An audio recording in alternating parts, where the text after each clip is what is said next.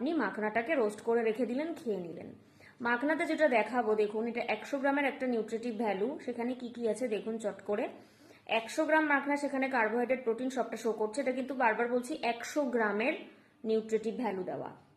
আর যেটা আজকের দেওয়া যে ট্রান্স ফ্যাট, আমরা জানি বাইরের যে ভাজাপুরিগুলো আমরা খাই, চপ সিঙ্গারা, এগুলোতে কিন্তু আমরা প্রচুর মাত্রায় ট্রান্স ফ্যাট পাই। আর আমি আগেও বলেছি যে ট্রান্স ফ্যাটের রিকোয়ারমেন্ট কিন্তু আমাদের বডিতে জিরো, মানে কোনো প্রয়োজনই নেই ট্রান্স ফ্যাট, কিন্তু তাও কিন্তু আমরা যখন বাইরের ভাজা পোড়াগুলো খাচ্ছি তখন আমাদের বডিতে কিন্তু ট্রান্স ফ্যাট ঢুকছে, আমার আপনার প্রত্যেকের শরীরেই। ঠিক সেইভাবে আজকে যেটা ফোকাস করতে চাইছি, মাখনাতে দেখুন ট্রান্স ফ্যাট জিরো। সো আমরা মাখনা খেতে পারি কি? ইয়েস, আমরা খেতে পারি। ডায়াবেটিসের পেশেন্টরা খেতে পারি। সোডিয়ামও আমরা জানি হাই সোডিয়াম আমাদের স্বাস্থ্যের জন্য ভালো না, আবার সোডিয়াম কমে যাওয়াও কিন্তু ভালো না।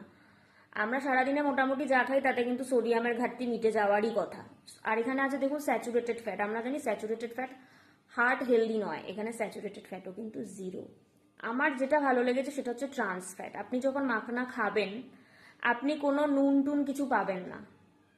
পরে কি হবে, কতটা অ্যাডাল্টারেশন করা হবে, কতটা ভেজাল আসবে, সেটা আমার আপনার হাতে নেই, সেটা পুরো ব্যবসায়ীদের হাতে। তারপর সেটা নিয়ে সরকার যা করবে করবে।